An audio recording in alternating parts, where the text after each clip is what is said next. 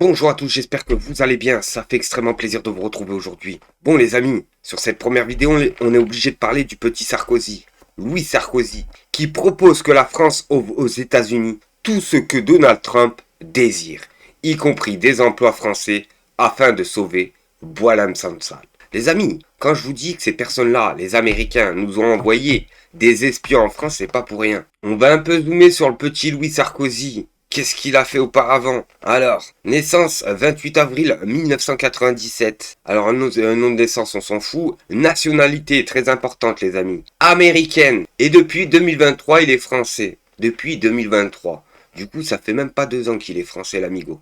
Ça fait même pas 2 ans. Bref, pourquoi je vous dis que ces personnes-là sont des mafieux en puissance, hein? Ça a toujours été des mafieux, d'une famille de mafieux. C'est simple comme bonjour. Écoutez bien, son parcours professionnel, accrochez-vous les amis. Après ses études, il travaille dans un cabinet de conseil politique, puis dans une banque à Bogota. Oui, Bogota, t'as bien entendu. En 2017, il devient éditorialiste pour le Washington Examiner, un magazine conservateur américain dans lequel il défend la personnalité d'extrême droite Milo Yiannopoulos et la légalisation de toutes les drogues, y compris des drogues dures. Voilà les amis, c'est pour vous dire que ces personnes-là ont toujours été des mafieux, des déstabilisateurs de pays. En Amérique, ils se permettaient de faire la même chose. Et en France, ils font la même chose. Ces personnes-là viennent pour leurs intérêts, viennent manger dans la gamelle des Français. C'est simple comme bonjour. Et c'est pour ça que la déstabilisation de la France, on l'a depuis une décennie. Je dirais même depuis 20 ans. Pourquoi la France va mal? Parce que ces personnes-là se pavanent matin, midi et soir sur les plateaux TV français. Pourquoi? Quelle formation ils ont eu pour mériter cela? T'as des personnes en France qu'on voit jamais, des Français cultivés qui pourraient instruire la plupart des Français, mais ceux-là, on les voit jamais à la télé. Pourquoi les amis? Posez-vous cette question. Pourquoi ne pas aller voir Monsieur Trump en disant qu'est-ce que tu veux, une usine Peugeot, une déclaration sur quelque chose, mais tu t'arrêtes devant la Maison Blanche pendant 5 minutes et tu dis l'Algérie, attention avec Boualem Sansal parce que ça commence à pas me plaire. Attendez, vous vous rendez compte de l'impact diplomatique que ça Mais ça, c'est pas humiliant, peut-être? La France irait demander l'aide des États-Unis pour sauver Boualem Sansal. Mais enfin, on n'est pas une nation d'enfants. Alors, mais alors là, je suis estomaquée. On va s'aplatir devant Vous Donald estomaquez Trump facilement. au motif qu'on serait humilié par l'Algérie. S'aplatir. Si, aller quémander, Désolé de vous apprendre. avec Donald Trump en donnant des usines, c'est-à-dire des emplois français, en disant tout ce qu'on veut, c'est que Donald Trump hausse les sourcils et dise mais enfin, non, mais là, pardon, je suis désolé là, j'ai l'impression que les relations internationales. Je suis désolé de naïveté dans les relations internationales où tout est basé autour du deal. D'accord, c'est toujours. Et pourquoi nous on peut pas faire un deal avec l'Algérie? Nous, qu'est-ce qu'on a besoin de Donald Trump? Il s'agit On est une nation indépendante. Besoin de Donald Trump. On aimerait bien avoir l'aide de nos alliés dans un conflit où la vie d'un homme. Pas allié, il faut changer. Ça, c'est fini, ça. Par traité, Madame Garrido, c'est encore le cas. Alors, par traité, l'Algérie est encore notre allié. Alors, est-ce que c'est le traité qui vous intéresse? La vie de M. Sansal vaut bien une concession au régime américain? Alors vous vous imaginez qu'est-ce qu'ils demandent aux Français? Grosso merdo de vendre leur slip. Parce qu'il reste que leur slip aux Français. C'est simple comme bonjour. On n'a plus d'usine, on n'a plus d'industrie, on n'a plus rien en France. On fabrique pratiquement plus rien, à part des armes bien sûr. Et le petit Sarkozy envoyé par les Américains, ce qu'il veut, c'est vendre ce qui nous reste. C'est simple comme bonjour. Et après on nous explique matin, midi et soir que ça serait l'Algérie le problème. Matin, midi et soir que ce serait les musulmans le problème en France. Non, détrompez-vous les amis. C'est qui déstabilise vraiment la France? C'est l'Algérie? Non, c'est les musulmans. Non les amis, on sait c'est qui. Et là, préparez-vous les amis, on a un débat assez intéressant sur BFM TV entre Sarah Legrain, députée de la France Insoumise, et Prisca Thévenot. Les amis, on regarde la vidéo et on fait une petite réaction. Je vous ai écouté et l'argumentaire va vouloir que je puisse aussi m'exprimer pour que vous puissiez vous opposer. Et c'est bien. Je vous dis de façon très claire, dans votre famille politique, la France Insoumise, vous l'avez pas dénoncé, vous faites toujours partie de la France Insoumise. Bien évidemment. Quel est le leader, le seul et unique leader politique dans notre pays qui, au lendemain des attaques du 7 octobre, a dit que l'antisémitisme était résiduel?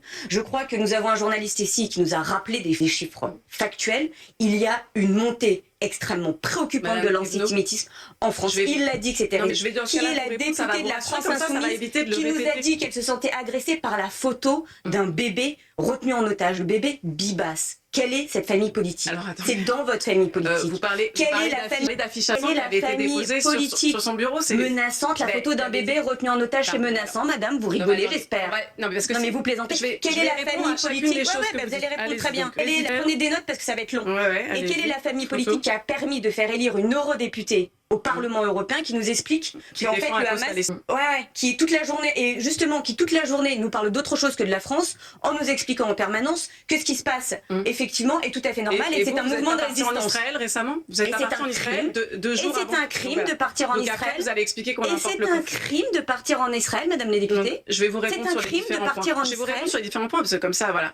L'antisionisme est vraiment le nouveau visage de l'antisémitisme. Ah bah voilà, donc vous êtes en train d'apporter. Je vous le dis franchement, c'est un crime donc d'aller en Israël. Donc, vous venez de me dire 4 fois ça, je vous dis pas que c'est un crime, je vous dis simplement que quand on va en Israël 2 jours avant la violation de la trêve par le gouvernement de Netanyahou, et au moment où vous avez une armée qui a produit en 4 mois plus de morts, plus d'enfants morts qu'en 4 ans de conflit, et que ça a été dit par toute la communauté internationale, et donc que vous avez un mandat de la... Oui, ça signifie quelque chose politique. Oui, c'est un crime. Je vous dis que ça signifie quelque chose politiquement d'être allé en Israël et d'être allé vous afficher avec des compatriotes français colonialistes qui sont morts dans les attaques. Alors, pour être audible, excusez-moi, Vous voulez savoir pourquoi ils tapent toujours sur les députés de la France insoumise en les traitant d'antiseptiques et ils se battent pas sur le fond politique? Tout simplement parce qu'ils savent que les députés de la France insoumise en général se battent réellement pour les Français. Les députés de la France insoumise veulent augmenter le SMIC. Est-ce qu'ils le veulent? Non. Les députés de la France insoumise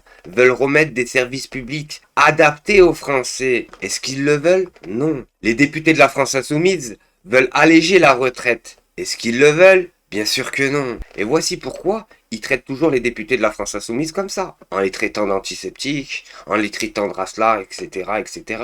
Alors que les députés de la France insoumise, c'est les seuls réellement qui font des manifestations anti-racelards, on est bien d'accord. Est-ce que le RN le fait? Alors là, vous allez voir, c'est incroyable, c'est de pire en pire sur ces chaînes. Sur CNews, on nous explique. J'étais prof au collège de Roubex. Mes élèves avaient 21 ans, en djellaba, et disaient que c'était à leur tour de coloniser. Mais j'ai jamais entendu ça de ma vie. Vous voulez savoir, moi je viens d'une ZEP, zone d'éducation prioritaire. Et pas besoin de vous dire qu'il y a beaucoup d'immigration là-bas. Et bah pas besoin de vous dire que j'ai jamais vu ça. Jamais vu ça de ma vie. Je n'ai jamais vu personne parler ainsi. C'est simple comme bonjour. C'est pour vous dire qu'on nous ramène n'importe qui sur ces plateaux corrompus jusqu'à la moelle. Bien sûr pour déstabiliser la France. Vous l'aurez bien compris. Moi, quand j'ai commencé ma carrière, je vais vous dire, j'étais prof. Et on m'a tout de suite dissuadé de l'être parce que on m'a dit, mais c'est pas pour vous, passez les concours, etc., quitter ce milieu qui est absolument... J'étais prof à Roubaix. Donc Roubaix, ville la plus pauvre de France, 25 nationalités dans mon collège, etc. J'ai tout de suite compris ce que c'était. J'avais l'âge de mes élèves, 21 ans, j'étais tout jeune. J'avais des élèves qui étaient en djellaba et qui, dans ma classe, disaient, monsieur, vous nous avez colonisés. Eh bien, maintenant, c'est à notre tour, nous venons vous coloniser. Et déjà, j'avais le conflit entre petits juifs et petits arabes dans ma classe. Et moi, prof tout jeune, j'étais un peu démuni face à ça. Et c'était il y a 20 ans. On a laissé faire avant de cesser d'être intelligent ou simplement attentif. Nous n'avons été ni intelligents, ni attentifs. Non mais c'est ça le vrai sujet. Et aujourd'hui, vous avez, tout ça, ça explose en... Flash info, la France a placé un Algérien sous OQTF. Qui dit ça? Le président algérien. Parce qu'il a dénoncé le génocide à Gaza. Il y a beaucoup de cas comme ça, des dizaines par jour, affirme le président d'Algérie, Abdelmadjid Tebboune. Il y a un Algérien, on vient de le mettre sous OQTF parce qu'il a dénoncé le génocide à la liberté d'expression. Oblige. Et beaucoup de cas comme ça, c'est des dizaines de cas par jour. Liberté d'expression à géométrie variable. Plus que géométrie variable, c'est la liberté d'expression, je dis ce que je veux et tu te la fermes. Alors, non, on ne peut pas se la fermer, c'est tout. Liberté d'expression, elle est pour tout le monde, elle n'est pour personne. Qu'est-ce que vous voulez? Il y a des moments comme ça où les événements s'imposent à vous.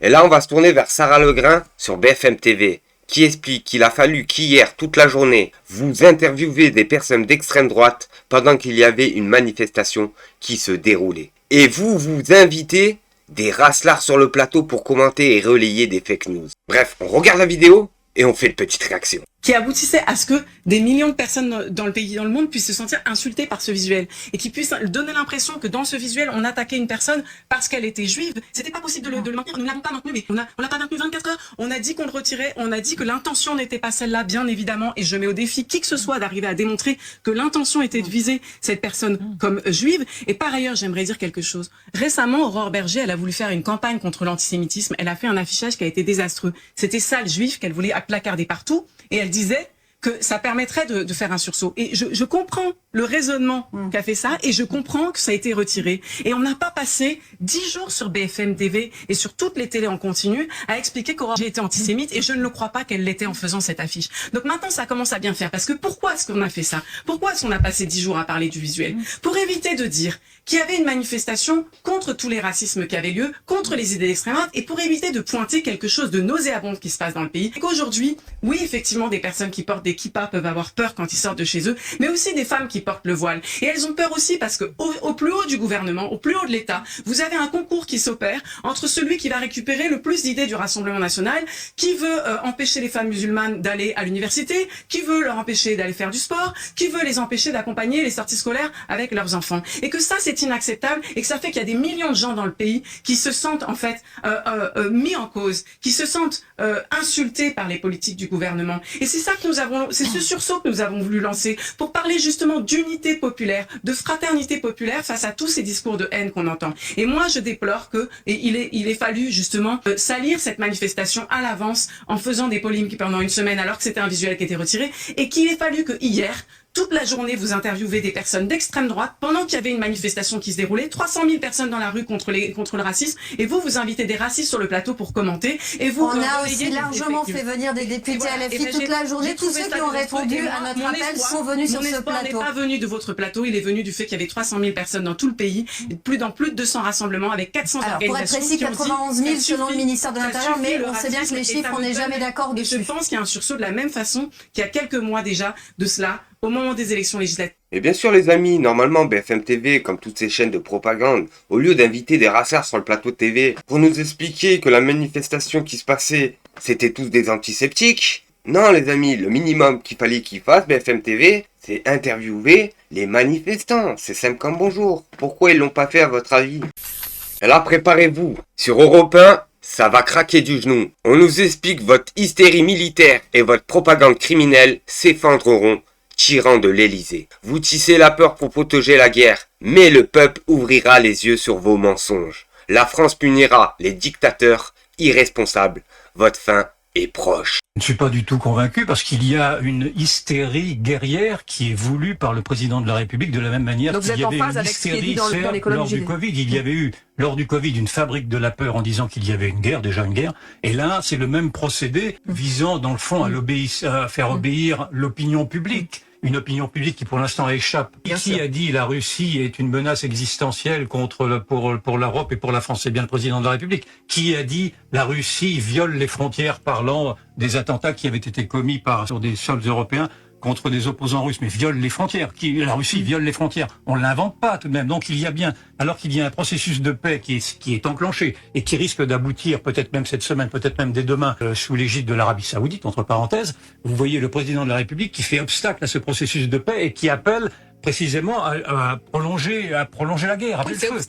Je ne supporte pas cette propagande qu'on nous a servi déjà, encore une fois, pour le Covid, on nous a servi contre les gilets jaunes. Il a câblé d'insultes les gilets jaunes en les traitant de tous les noms, avec des fake news. Mais les Russes ne sont pas des enfants de cœur, on est bien d'accord. Et moi, je n'ai aucune sympathie pour les régimes autoritaires, quels qu'ils soient. Mais je n'ai aucune sympathie non plus pour les propagandes d'État quand ils cherchent en plus à vouloir alimenter une guerre qui a déjà fait plus d'1 million de morts et de blessés de part et d'autre.